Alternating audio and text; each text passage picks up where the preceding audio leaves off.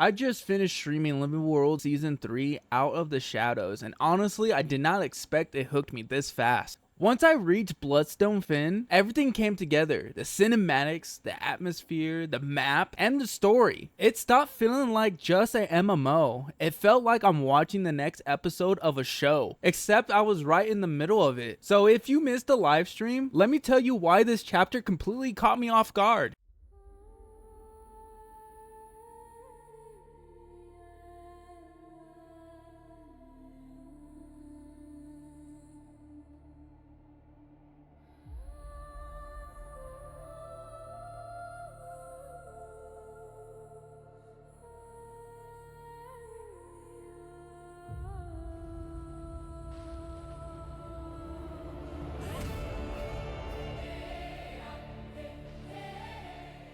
The first thing I have to talk about is the environment. Guild Wars 2 keeps surprising me with this world design. Every time I think I already seen the best looking part of Tyria, the game drops me into another area that makes me stop playing for a minute and just look around. Bloodstone Fen is chaotic, corrupted, and filled with its unstable magic, but somehow it's beautiful. You have floating islands, strange energy in the air, and the feeling of something seriously wrong with this place. You can tell the artists and developers put real time into making this map feel different. And the crazy part is the environment wasn't even what impressed me the most, because once the story started moving, I was completely locked in. I'm keeping this spoiler free, but Out of the Shadows does not waste much time getting into things. The opening cinematic was clean, the pacing kept moving, and there were several moments that genuinely caught me off guard. This doesn't feel like an optional side content that I was playing just to reach the next expansion. It felt like the main story had never stopped. It honestly reminded me of watching something like Game of Thrones, where one episode ends and you immediately need to know what happens next. Except here, I'm not just watching it, I'm playing through it, and by this time it ended and I wasn't ready to stop. That sounds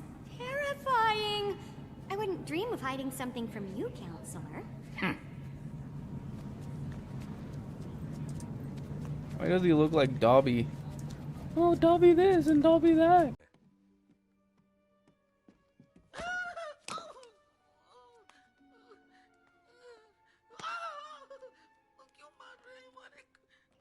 And then we have Taimi. She's quickly becoming one of my favorite characters in Guild Wars 2. She's funny, she's really smart, really smart, and she knows exactly how smart she is, which is probably the most Asura thing possible. And I'm still not the biggest fan of the Asura race. They can be too smart, too confident, and too snobby. But Taimi, she's growing on me. Like Dobby.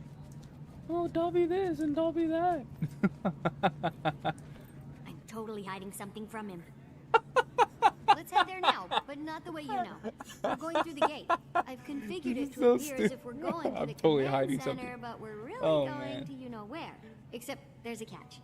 You have to outsmart. She brings humor into the story without completely ruining the serious moments, and that balance works really well for me. But even the characters weren't the biggest reason this episode worked. The biggest reason was the feeling it gave me. This episode reminded me why I become so addicted to Guild Wars 2. There's always another place to explore, a mystery waiting around the corner, a new cinematic that makes me sit back and say, okay, this is actually freaking badass.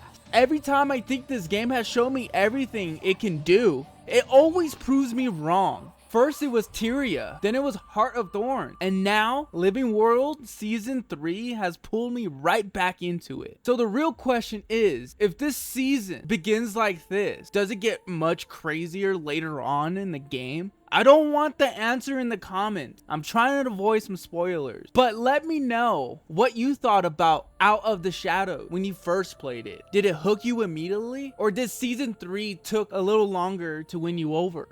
I'm genuinely having fun with this game over and over every single day, taking my time with it. But overall, the Living World seasons, special Season 3, it just feels like Game of Thrones. It feels like a TV show. And I understand back in the day, the veteran players had to wait a couple of months for a new episode to come out. And I waited for this long, and I have every single episode right there until the new expansion comes out, if there will be one. I'm surprised people are not talking about Guild Wars 2 more. It should be on the top 3 list of MMOs out there. But reality, this doesn't really feel like an MMO that I'm playing. It feels like a RPG, just a big multiplayer RPG. Yes, MMO, massively multiplayer online MMO role-playing game. But that's not the fact. It feels like a single player game that you can play with your friend. And genuinely, I feel that way. I'm just speechless at the same time trying to explain my adventure, but at the same time I can't put my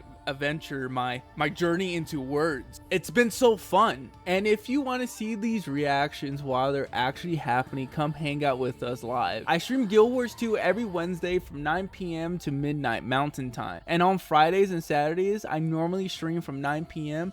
until around 2 in the morning. That's where you're going to see the full playthrough, the first time reactions, and probably me getting distracted by another beautiful part of the map for 20 minutes to an hour.